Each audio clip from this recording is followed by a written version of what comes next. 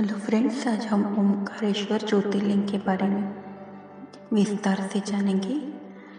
यह एकमात्र ज्योतिर्लिंग है। यहाँ रात को सोने के लिए भगवान महादेव आते हैं। मध्य प्रदेश के खंडवा जिले में ओम आकार के द्वीप पर यह स्थित है। यह भगवान शिव को समर्पित एक पूजनीय हिंदू मंदिर है और 12 ज्योतिर्लिंगों में से एक है। यह मंदिर भगवान शिव को समर्पित है और 12 पवित्र ज्योतिर्लिंगों में से एक है। भगवान शिव से जुड़े 12 ज्योतिर्लिंगों में मध्य प्रदेश स्थित ओमकारेश्वर का चौथा स्थान है। हिंदू धर्म में ओमकारेश्वर ज्योतिर्लिंग को लेकर कई मान्यताएं हैं, जिसमें सबसे बड़ी मान्यता है कि भगवान भोलेनाथ तीनों लोक का भ्रमण करके प्रतिदिन इस मंदिर में रात को सोने के लिए आते हैं। महादेव के इस चमत्कारी रास्ते में ज्योतिर्लिंग को लेकर यह भी मानना है कि इस पावन तीर्थ पर जल चढ़ाए बगैर व्यक्ति की सारी तीर्थ यात्राएं अधूरी मानी जाती है।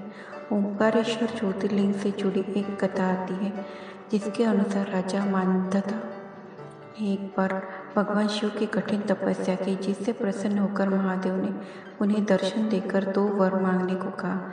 जिसके बाद मानधता ने पहले वर में उन्हें इसी स्थान पर विराजमान होने को कहा।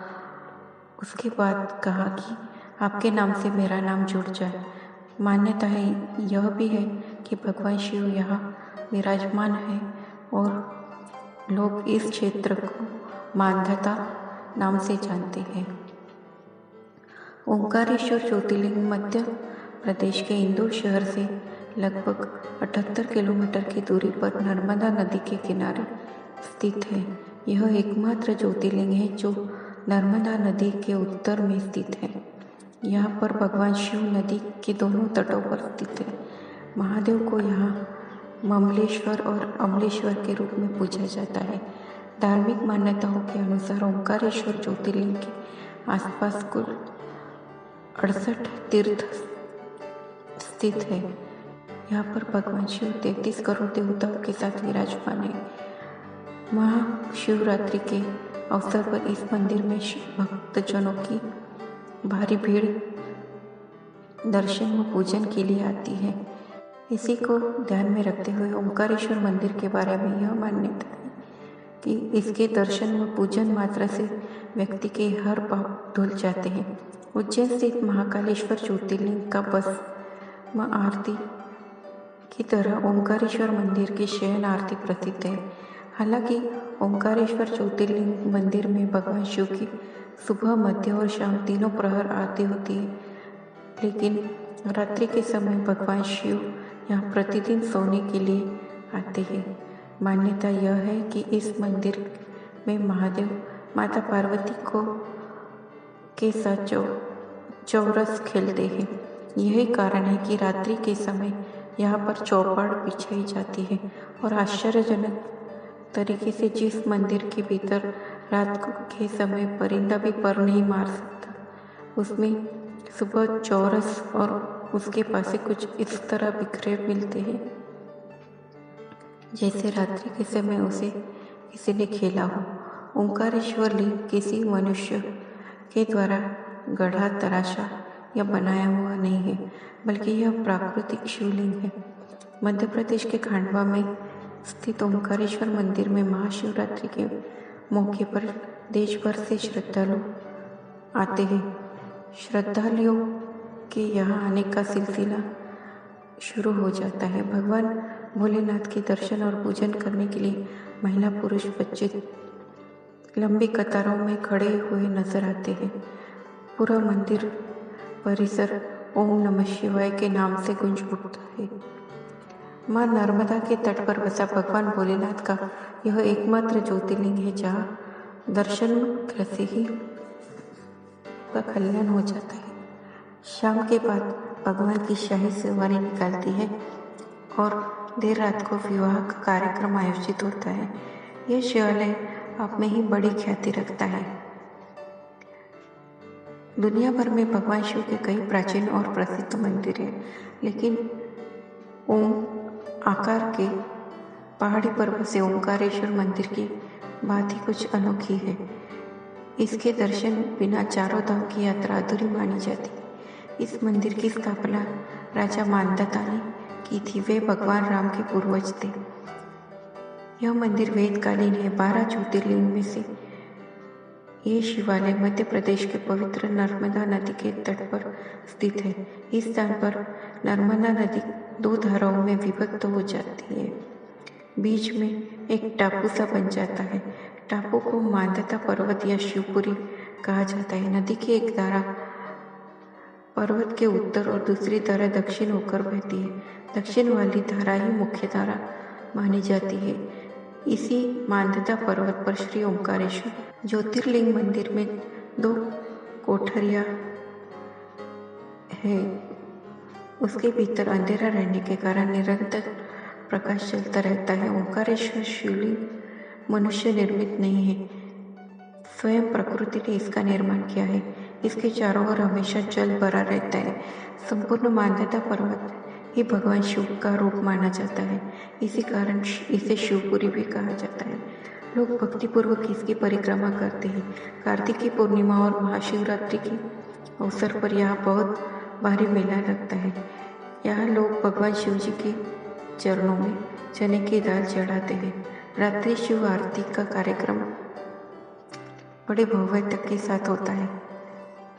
ओंकारेश्वर ज्योतिर्लिंग के 2 स्वरूप है। ममलेश्वर, यह नर्मदा नदी दक्षिण तट पर ओंकारेश्वर से थोड़ी दूर हटकर पृथक होते हैं। दोनों की गणना एक में ही की जाती है। शिवलिंग के 2 स्वरूप होने की कथा पुराणों में भी दी गई है। एक कथा के अनुसार ज्योतिर्लिंग की महिमा का वर्णन किया गया है। श्री ओंकारेश्वर और श्री ममलेश्वर का दर्शन का पुण्य बताते हुए नर्मदा स्थान के पावन फल का भी वर्णन किया गया है। ओंकारेश्वर शिव भगवान का अकेला ऐसा मंदिर है जहाँ रोज गुप्त आरती होती है। इस दौरान पुजारियों के अलावा कोई भी गर्भगृह में नहीं जा सकता है। इसकी शुरुआत रात 8:30 बजे रुद्राभिषेक से होती है। अभिषेक के बाद पुजारी पट बंद कर देते हैं और शयन आरती करते हैं। आरती के बाद पट खोलते हैं तो चौरस पासे सजाकर फिर से पट बंद कर देते हैं। साल में एक बार शिवरात्रि के दौरान जिनके चौरस पासे पूरी बिसात बदल जाती है, इसी दिन भगवान के लिए नए चौरस पासे लाए जाते हैं। भारत देश विभिन्न आस्था और संस्कृति के लिए प्रसिद्ध है। यहाँ पर भिन्न भिन्न देवी देवताओं से लोगों की आस्थाएं जुड़ी है। उनमें से एक भगवान शिव है। हिंदू देवी देवताओं के देवताओं में उन्हें सर्वोच्च माना गया है। भगवान शिव पृथ्वी पर 12 ज्योतिर्लिंग के रूप में विराजमान है। भगवान शिव के यहाँ 12 ज्योतिर्लिंग अपने अपने महत्ता के बारे में जाने जाते हैं। ज्योतिर्लिंग का तात्पर्य है प्रकाश का स्तंभ। स्तंभ चिन्ह यह दर्शाता है कि न तो कोई इसका आरंभ है न तो कोई अंत, अर्थात शिव जी अनंत है। एक बहुत प्राचीन कथा के अनुसार भगवान ब्रह्मा और विष्णु के मत सर्वोच्चता के लिए झगड़ा हो रहा था। इसी दौरान भगवान शिव एक प्रकाश के स्तंभ के रूप में प्रकट हुए, जिसका ना तो कोई आदि था ना तो कोई अंत। प्रकाश स्तंभ के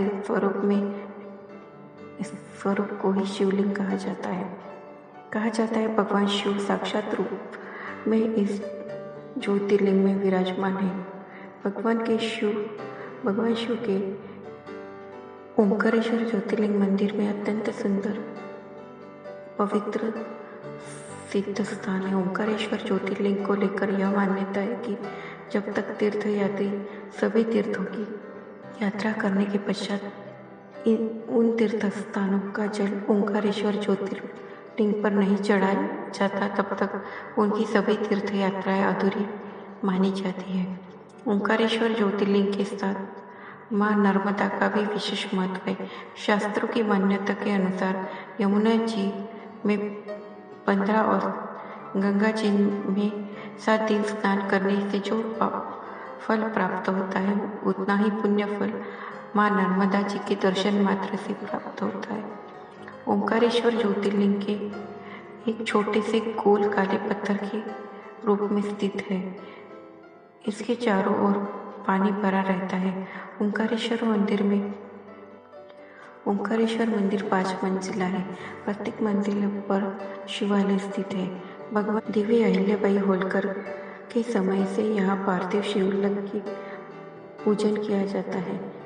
तब से 22 ब्राह्मणों द्वारा 1.25 लाख पार्थिव शिवलिंगों द्वारा ममलेश्वर शिवलिंग की पूजन की जाती है। इस पूजा अनुष्ठान में होने वाली सारी धनराशि का खर्चा होलकर राज्य संभालता था तथा ब्राह्मणों को दान और पारिश्रमिक भी देता था। नर्मदा नदी पर 270 फीट का एक ब्रिज है। ओंकारेश्वर ज्योतिर्लिंग का इतिहास बहुत प्राचीन है। ओंकारेश्वर ज्योतिर्लिंग से जुड़ी मां नर्मदा को लेकर एक प्रसिद्ध कहानी है। कहा जाता है नर्मदा भगवान शिव के बहुत बड़ी भक्त थी और उससे अत्यधिक प्रेम करती थी, इसलिए भगवान शिव के समीप रहना चाहती थी। मां नर्मदा ने भगवान शिव को प्रसन्न करने के लिए कठोर तपस्या की और भगवान शिव मां नर्मदा की तपस्या से अत्यधिक प्रसन्न हुए। भगवान शिव ने मां नर्मदा की भक्ति से प्रभावित होकर उन्हें एक वरदान दिया कि वे नर्मदा नदी के द्वीप पर शिवलिंग के रूप में विराजमान होंगे। आज यही शिवलिंग ओंकारेश्वर ज्योतिर्लिंग के रूप में जाना जाता है। ओंकारेश्वर ज्योतिर्लिंग से जुड़ी एक और यह कहानी है कि एक बार ऋषि नारद विंध्याचल पर्वत पहुंचे और वहां पहुंचते ही पर्वतराज विंध्याचल ने ऋषि नारद जी का बहुत आदर और सत्कार किया। इसके बाद पर्वतराज विंध्याचल ने नारद से कहा, मैं सर्वगुण संपन्न हूँ, मेरे पास सब कुछ है। ऋषि नारद ने पर्वतराज विंध्याचल की बातें चुपचाप खड़े सुनते रहे। जब पर्वतराज विंध्याचल की बातें समाप्त हुई तो नारद पर्वतराज विंध्याचल से बोले कि मुझे ज्ञात है कि तुम सर्वगुण संपन्न हो, फिर भी तुम सुमेरु पर्वत से छोटे हो। सुमेरु पर्वत को देखो, जिसका भाग देवलोक तक पहुंचता है, परंतु तुम सुमेरु पर्वत की भांति वहां कभी नहीं पहुंच सकते, अर्थात तुम सुमेरु पर्वत की बराबरी कभी नहीं कर सकते। नारद की इस बात को लेकर विंध्याचल अत्यधिक विचलित हो गए और स्वयं को ऊंचा साबित करने के लिए सोच विचार करने लगे। पर्वतराज विंध्याचल को ऋषि नारद की यह बात अत्यधिक चुभ गई। विंध्याचल बहुत ही परेशान हो गए क्योंकि यहाँ उनके अहंकार की पराजय हो रही थी। पर्वतराज विंध्याचल ने अपने आप को सबसे ऊंचा बनाने की कामना को चलते भगवान शिव की पूजा करना आरंभ किया और उन्होंने लगभग 6 महीने तक भगवान भोलेनाथ की कठोर तपस्या की। पर्वतराज विंध्याचल की कठोर तपस्या से प्रसन्न होकर भगवान शिव प्रकट हुए और भगवान शिव ने पर्वतराज विंध्याचल से वर मांगने को कहा। इस पर विंध्याचल ने कहा कि हे प्रभु, मुझे सद्बुद्धि प्रदान करे और मैं जिस भी कार्य को आरंभ करूं वह सिद्ध हो। इस प्रकार विंध्याचल पर्वत ने यह वरदान प्राप्त किया। भगवान शिव से वरदान प्राप्त करने के पश्चात विंध्याचल पर्वत ने अपना आकार बढ़ाना प्रारंभ किया। विंध्याचल पर्वत का आकार बढ़ने के कारण मार्ग में जाने वाले भक्तजनों की परेशानियों को सामना करना पड़ा। वरदान प्राप्त करने के पश्चात अहंकारवश विंध्याचल पर्वत अपना आकार बढ़ाना रोक नहीं रहे थे। इसके पश्चात भक्त परेशान होकर ऋषि अगस्त्य के पास पहुंच गए। इस समस्या का समाधान करने की प्रार्थना की। तत्पश्चात ऋषि अगस्त्य ने विंध्याचल पर्वत की यात्रा की और विंध्याचल पर्वत को अपने पास लौट आने तक रुकने की प्रतीक्षा करने को कहा। उसके बाद ऋषि अगस्त्य विंध्याचल पर्वत और वापस नहीं गए। इसी कारण विंध्याचल पर्वत अपनी अंतिम ऊंचाई तक रुका है। ओंकारेश्वर ज्योतिर्लिंग अपनी महानता और भव्यता के लिए प्रसिद्ध है। ओंकारेश्वर ज्योतिर्लिंग जिस द्वीप पर बसा है उसकी बनावट व रचना भक्तों का आश्चर्यचकित कर देती है। इस द्वीप पर पर्वतों और नर्मदा नदी का संगम अनूठा और मनोहर दृश्य देखने को मिलता है। ओंकारेश्वर से जुड़ी ये कहानियाँ और तथ्य को जानकर आपको कैसा लगा, लाइक, शेयर और कमेंट करें। चैनल को लाइक, शेयर और सब्सक्राइब करें। Thanks for watching. धन्यवाद।